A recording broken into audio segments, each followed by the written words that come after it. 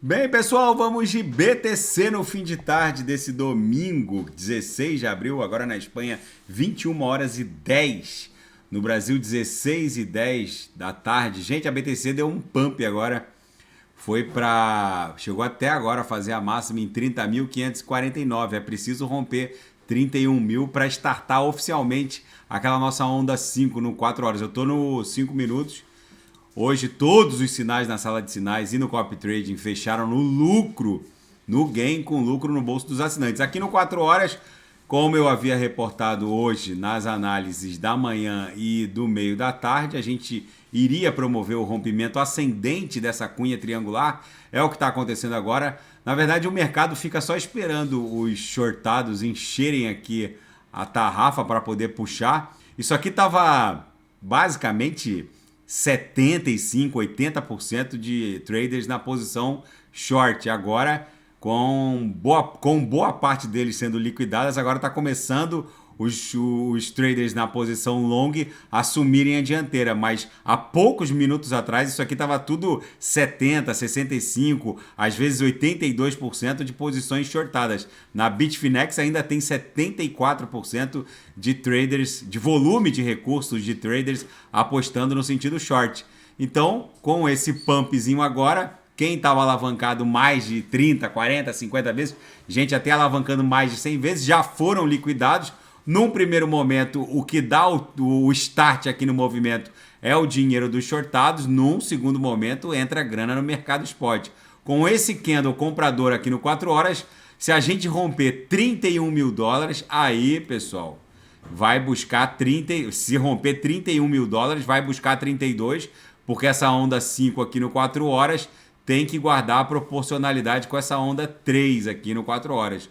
No diário, a BTC, deixa eu botar aqui na BTC, segue muito agressiva. Vocês veem que a gente só basicamente transita por cima do canal de Keltner. Mesmo nas corretivas, a gente mal incursiona para dentro do canal. Deixa eu até despoluir aqui para vocês verem que a BTC não incursiona para dentro do canal. A gente fica basicamente transitando por cima do canal de Keltner. E aí, quando bater 32, a BTC obviamente vai fazer uma onda 4 no diário. Agora não estou no 4 horas. No diário, vai recuar para algum patamar entre 31 e 31.500, depois explodir em direção a uma onda 5, mas fica para uma análise a posteriori. A gente vai buscar algum ponto nessa congestão acima de 40 mil dólares.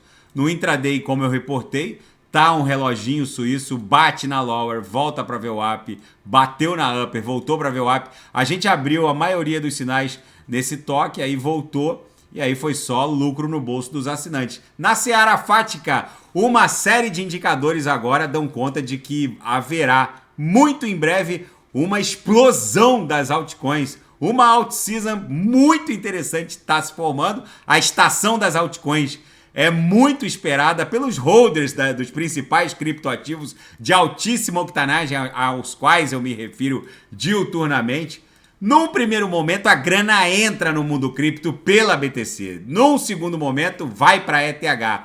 E depois, ela turbina o market cap das altcoins. É isso que está acontecendo. A ETH já teve o seu momento pump no final dessa semana, com a bem-sucedida atualização Chapela, que foi a fusão da Xangai com Capella e que liberou os Ethers estaqueados na Beacon Chain, ainda sob o consenso Proof of Work, que teoricamente deixaram essas ETHs inacessíveis, já que a bomba de dificuldade elevou a operação do consenso Proof of Work para um patamar infinitesimal. Agora, com a atualização Chapella, que foi como se criar, foi um hard fork que criou basicamente uma nova blockchain.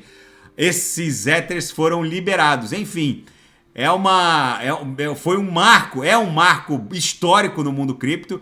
E agora que a ETH já teve o seu momento pump, voltou para cima de 2 mil dólares. Nesse momento a ETH está valendo exatamente 2.127 dólares. Agora abriu o caminho para as altcoins explodirem. É isso que vai acontecer muito em breve. E o Hong Kong e Xangai lutam para ser a capital criptográfica da Ásia. Os Estados Unidos seguem expulsando a indústria criptográfica e agora muitas corporações criptos estão migrando para a Ásia, principalmente para Hong Kong e Singapura. E o criador do ChatGPT está investindo numa plataforma de NFTs, a MintFun.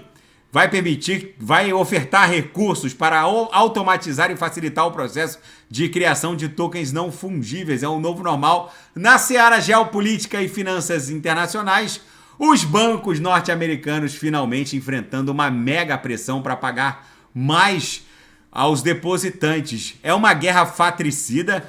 O Fed e o regulador bancário, o FDIC, reportam que está havendo uma movimentação de retirada de recursos de bancos de médio e pequeno porte em direção aos bancos de grande porte, que estão sendo pressionados a remunerarem os depositantes com uma parcela mais plausível de um juros próximo dos juros, da taxa básica de juros fixada pelo Banco Central norte-americano. Um juros palatável, porque até então, antes desse rally de subida da taxa básica de juros, o juro real ainda é negativado, porque a inflação ainda está acima de 5% ao ano.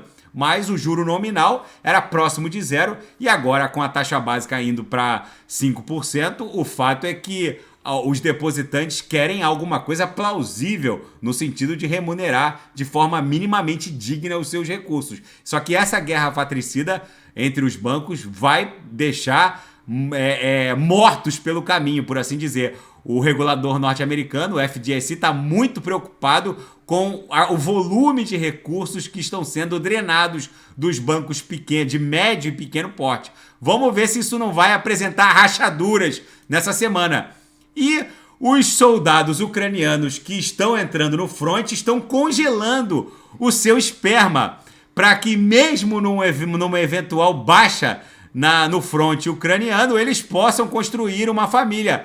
As suas parceiras estão meio que dispostas a construir uma família pós-mortem, por assim dizer. Mas enfim, isso virou uma febre entre os soldados ucranianos, que estão querendo também dar uma resposta à Rússia, no sentido de que haverá um legado genético, mesmo que as baixas masculinas no fronte ucraniano ocorram em número elevado. O fato é que as mulheres ucranianas estão se comprometendo a formar famílias pós-mortem, por assim dizer. A quantidade de soldados ucranianos que está congelando esperma aumentou absurdamente, o que está sendo objeto até de incentivo pelo comando das forças. Enfim, é o novo normal. E o Putin agora, há poucas horas atrás, no domingo, estava reunido com o ministro da Defesa chinês. O teor da reunião não foi divulgado. Só no final da reunião, o Putin elogiou os laços militares sólidos entre russos e chineses, numa clara afronta e uma declaração audaciosa contra o Ocidente, no sentido de que o Putin alerta o Ocidente no sentido de que tem, sim, um parceiro no lado chinês. Enfim, gente, o mundo tá virado numa hecatombe nuclear. A BTC tá aqui esgarçando a upper na banda de VWAP mensal. Tô no diário, cada candle desse aqui é um dia. Vocês vejam que a gente tá ali testando, esgarçando a upper no mensal. A gente vai bater 32, vai recuar em direção a 31 e pouco. Pode até bater 30.800 na onda 4 e depois explode numa onda 5 em direção a essa congestão. Essa congestão aqui é o nosso alvo. É para lá que a gente está indo na projeção. A nebulosidade segue escalando. Tá bom, pessoal? Se nada fugir do script, eu volto amanhã para analisar a própria BTC. Fiquem com Deus, e quem quiser sugerir alguma análise é só colocar nas mensagens abaixo. E os shortados seguem alavancando. Vocês vejam que é só a BTC dá um pumpzinho, eles não desistem. Olha só, na Kraken agora já tem 94% dos recursos alocados no sentido short. Eles não desistem, são como lambaris na tarrafa, vão ser tarrafiados já de novo. Tá bom, pessoal? Fiquem com Deus, amanhã eu tô de volta. Grande abraço e aceito sugestões nas mensagens abaixo. Até amanhã.